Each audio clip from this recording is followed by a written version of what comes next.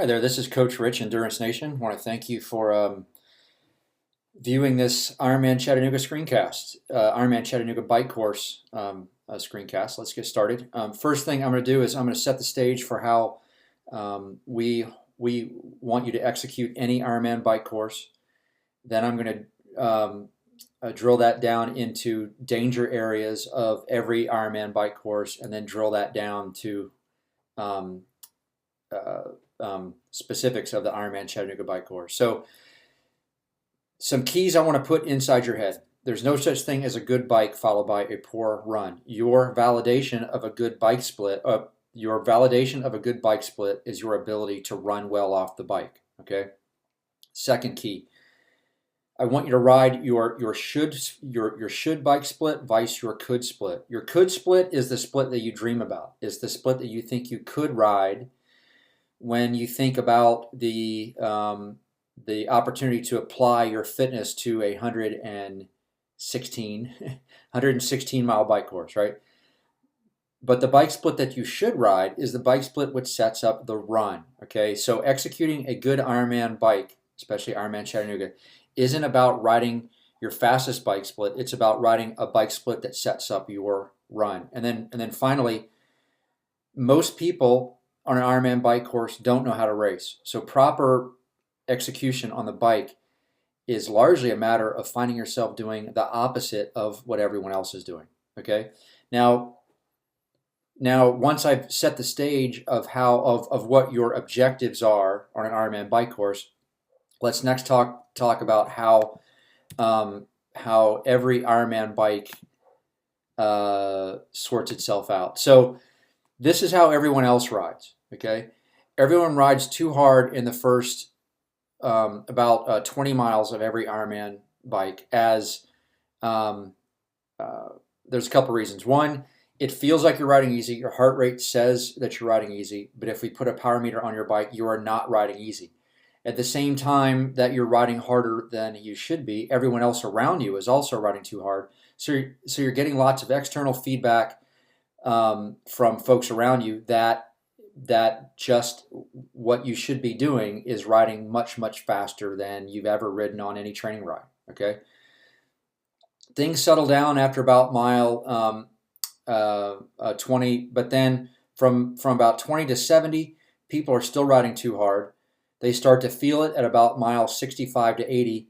And then finally, I'm screwed zone is, after mile 80, the pacing errors that you've made in the first 80 miles of the bike express themselves as slowing down dramatically as you ride 30 miles back into T2, and you have a lot of time to think about how you've screwed yourself on the bike for your Ironman marathon.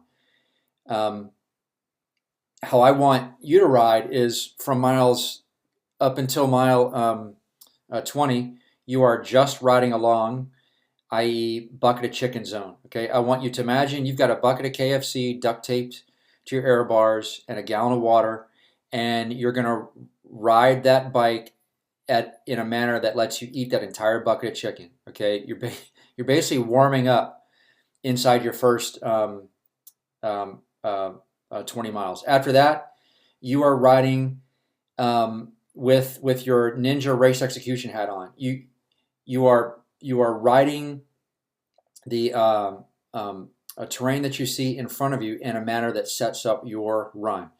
So it's not so much about how you ride this hill or that hill or this mile. You're simply riding the terrain that you see in front of you in the best manner that sets up your run. Okay, and then finally, your strong zone is after mile 80, while everyone else is limping back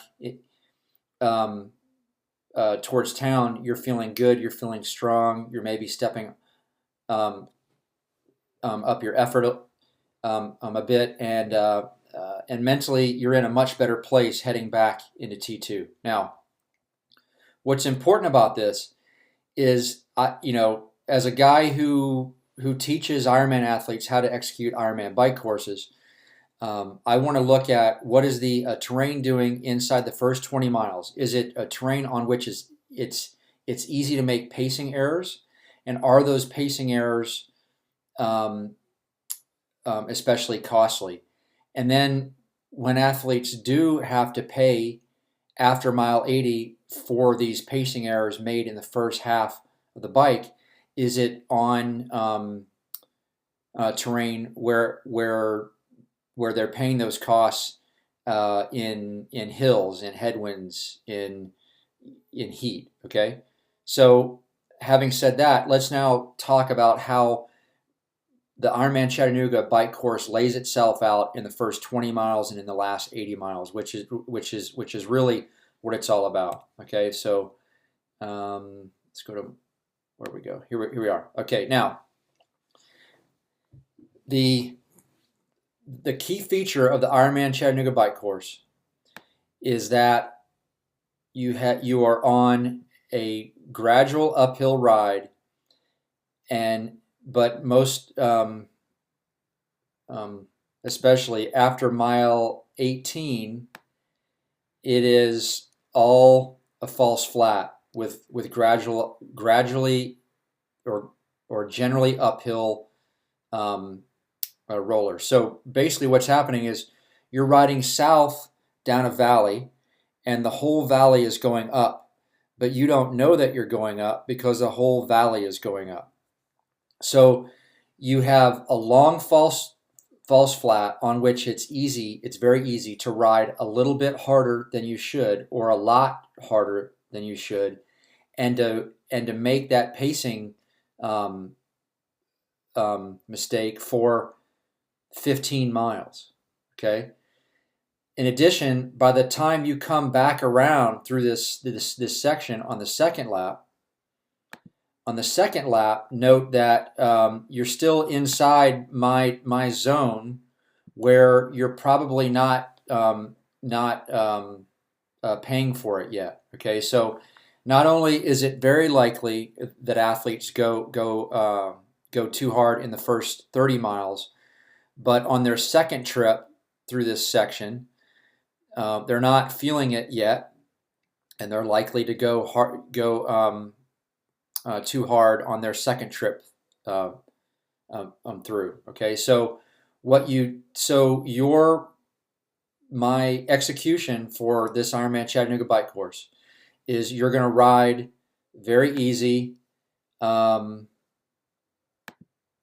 warming up until you get to this intersection here. There's a gas station. There's a Dollar General store. You're at about mile 20. But then you're not really going to ride any harder. You just need to be very much aware that after mile 20, until you make the hard left on Hogjowl Road, which is a word you just can't say enough, Hogjowl. You're in a very high risk area. It's very easy for you to ride too hard in this section here. So you're going to find yourself so you want to make sure that a lot of people are passing you. You might want to have a percent grade on your display on your Garmin, so that when you look down and you expect to see 19, but you only see that you're going 16, you'll realize that the reason why you're going slower than you should is because the whole world is going uphill and you just don't know it. Okay. Next, so after you make the left on Hogjowl, note that you are on. You're on a net downhill into Chickamauga. Okay, this is it's a fast section. It does have more ups. It has more uphill stuff in it than this profile otherwise shows. But this is a fast section where a lot of people come off the gas because they work too hard in the first 30 miles, or they come off the gas on the second loop because they are paying for the hard work that they did on the first and second loops. Okay. Then it's a gradual climb out of town, and then it's just kind of crappy admin roads, frankly. Keep doing that. It's a crappy admin ride from Chickamauga back towards town. But because you have paced it correctly, everyone else has not. You're going to be strong. You're going to be confident that you've done the right thing to set up your run. Okay? Thanks for watching, folks. Please tune in to my next video on this page, which will be about the Ironman Chattanooga run course. Thank you very much. Bye.